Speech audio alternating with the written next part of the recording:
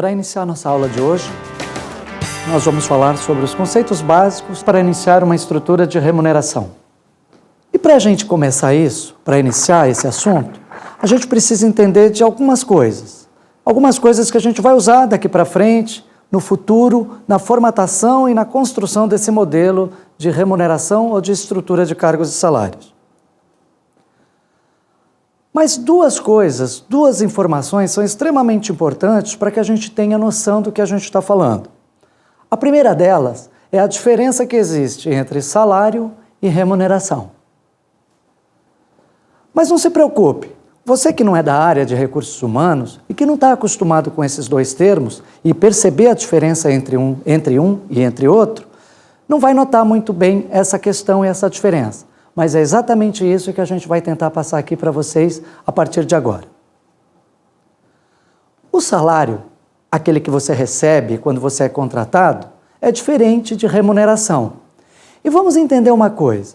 Vamos imaginar que você chegue para trabalhar numa empresa hoje e então você entrega a sua carteira profissional lá no departamento pessoal. No final da tarde, você chega, pega a sua carteira profissional de volta. E aí você olha lá nas anotações da sua carteira profissional, onde está escrito contrato de trabalho. E lá você tem algumas informações importantes. Vamos ver algumas informações importantes. Você vai anotar lá, você vai notar que você tem contrato de trabalho escrito. Qual é o seu cargo? Qual é a data que você vai iniciar suas atividades dentro desta empresa? E principalmente para você, qual é o seu salário? Muito bem. Então o salário aqui é o quê? É algo que você recebe ou que você vai receber em função de um contrato, de algo formal entre você e o seu empregador, entre você e o seu chefe. Vamos ver então essa encenação que vai dar um pouquinho mais do exemplo que eu estou citando aqui para vocês.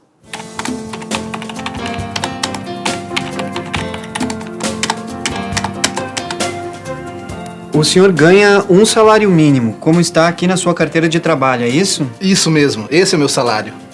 Mas então, como o senhor vai pagar a prestação que é do mesmo valor do seu salário? Desculpe, infelizmente eu não posso aprovar o crediário. Mas senhor, meu salário é esse que está aí na carteira, mas eu sou vendedor e ganho comissões. Veja o meu lerite. Mas tudo isso? Então, como vocês puderam ver nesse exemplo, o salário ele é diferente da remuneração. Enquanto o salário é aquilo que você recebe enquanto um contrato de trabalho formalizado entre o seu patrão e você, a remuneração são todas as outras vantagens adicionais que você recebe em função do seu trabalho. Se a gente voltar para o nosso exemplo, nós vamos perceber uma coisa. O vendedor, ele quase não consegue fechar o seu crediário ou o seu negócio. Por quê? Porque ele acabou esquecendo de mostrar lá para o atendente que ele não tinha somente aquele salário registrado na sua carteira profissional, mas tinha também uma remuneração diferenciada, que ele recebia em função do quê?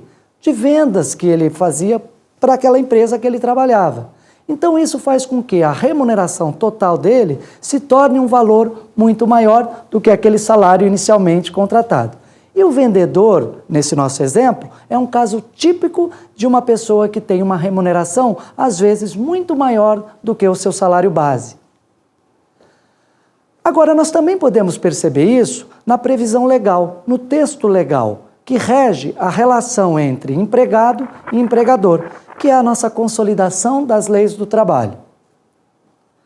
A consolidação das leis do trabalho no Brasil, ela não é uma lei específica, ou não é um código, como um código civil, um código penal ou um código tributário nacional. Ela é um apanhado de leis. Se você abrir a CLT, vai enxergar lá uma série de leis que, se somadas, nos traz a consolidação das leis do trabalho. Vamos ver então uma previsão legal sobre a questão relacionada ao salário. Essa previsão legal, ela está logo no início da CLT, logo no seu artigo 3º. Vamos dar uma olhada. Consolidação das Leis do Trabalho, capítulo 1, artigo 3º.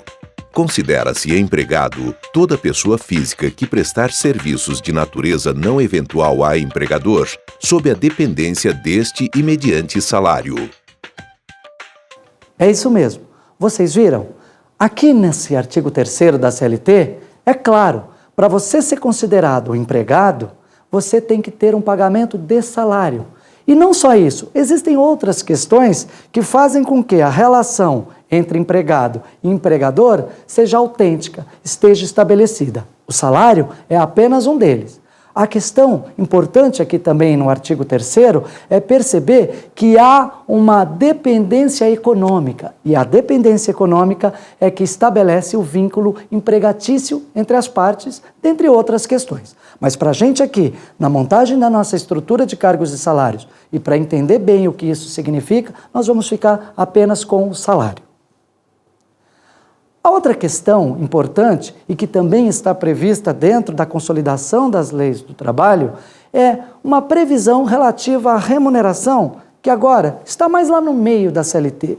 Já no capítulo 2, no artigo 457, tem uma previsão a respeito da remuneração. E nós vamos ver isso agora também. Consolidação das Leis do Trabalho, capítulo 2, artigo 457. Compreendem-se na remuneração do empregado, para todos os efeitos legais, além do salário devido e pago diretamente pelo empregador, como contraprestação do serviço, as gorjetas que receber. Parágrafo 1º. Integram o salário não só a importância fixa estipulada, como também as comissões, percentagens, gratificações ajustadas, diárias para viagens e abonos pagos pelo empregador. Vamos pensar numa coisa. Você vai num restaurante e no final do seu jantar...